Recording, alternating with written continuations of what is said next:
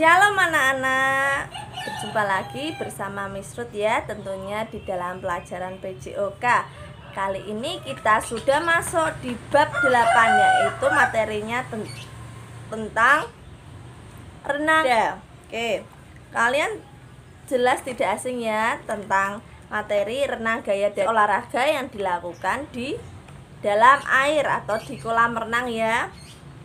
Untuk melakukan kegiatan ini kalian harus tahu teknik-teknik cara melakukannya. Pertama-tama kita harus melakukan gerak meluncur. Kemudian apa gerak meluncur itu? Meluncur adalah gerakan dengan menolakkan kedua kaki secara bersamaan dari tembok dengan tujuan meluncurkan badan ke depan ya. Berarti luncuran pertama untuk kita memulai gerakan renang tersebut ya. Kalian bisa buka di halaman 41 ya. Kemudian gerakan kaki, bagaimana cara melakukan gerakan kakinya? Pertama-tama berdiri tegak membelakangi dinding kolam. Kedua tangan memegang papan pelampung. Nah, ini dilakukan untuk pemula yang belum bisa melakukan renang. Kemudian meluncur dengan memegang pelampung. Setelah badan mengapung, kaki digerakkan ke atas dan ke bawah secara bergantian. Oke, kemudian kepala masuk ke air, pandangan ke bawah air atau ke dasar kolam ya. Gerakan dilakukan dari pangkal paha dengan ujung kaki meruncing, berarti kakinya meruncing poin ya, diluruskan. Biasanya kan gini, itu diginiin ya kakinya. Kemudian bagaimana dengan gerakan lengan? Gaya bebas atau gaya dada terdiri dari dua gerakan lengan, yaitu gerakan recovery dan gerakan mendayung. Gerakan recovery yaitu gerakan lengan selama di luar air, yaitu memindahkan telapak tangan dari saat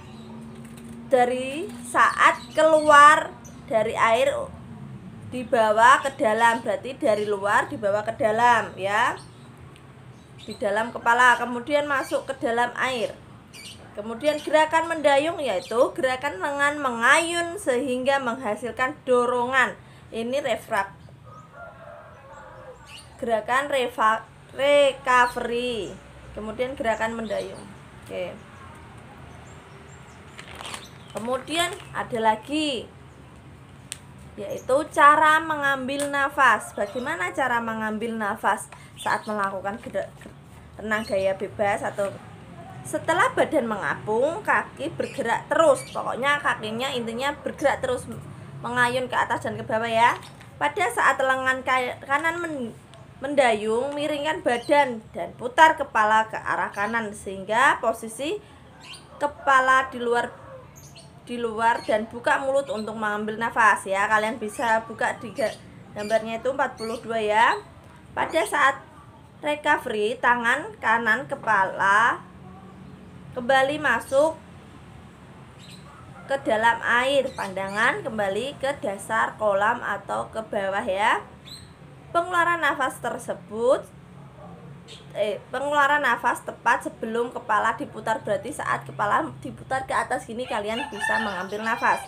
Dalam pengambilan nafas dilakukan satu arah kanan atau kiri ya, dilakukan dengan tetap satu arah, kanan berarti kanan terus, jangan kanan kiri ya, itu salah. Kemudian kombinasi lengan dan tungkai, bagaimana melakukan gerakan kombinasinya? Yaitu setelah meluncur, kedua kaki bergerak ke atas dan ke bawah dengan pusat gerakan pada pangkal paha sampai ke ujung kaki. Tangan kanan mendayung, kepala menoleh ke arah kanan dan keluar dari air. Mulut dibuka lebar untuk mengambil napas.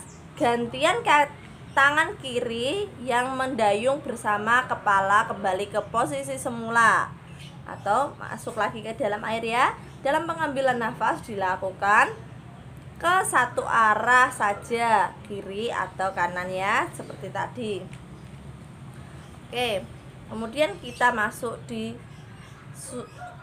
dasar-dasar keselamatan. Apa saja yang kalian ketahui tentang dasar-dasar keselamatan dalam renang?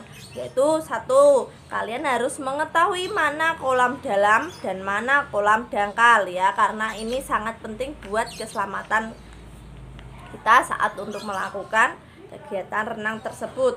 Penggunaan papan pelampung dan atau ban ketika latihan. Nah, papan pelampung atau ban ini digunakan untuk pemula ya, atau yang masih bisa belajar atau yang belum mahir dalam melakukan renang, supaya tidak terjadi tenggelam ya. Kemudian ada alat-alat bantu renang, macamnya banyak sekali. Ada apa saja? Baju pelampung, ada ban pengapung di air. Oke.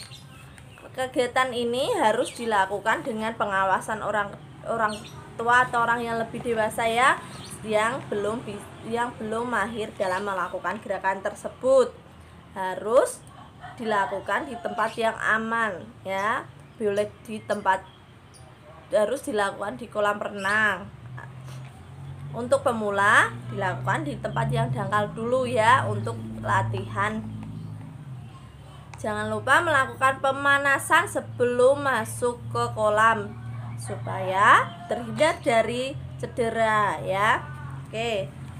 Dari materi tersebut kalian bisa mengerjakan di halaman 44, yaitu uji kompetensi 8. Nanti Miss Ruth kasih tahu mana saja yang harus dikerjakan.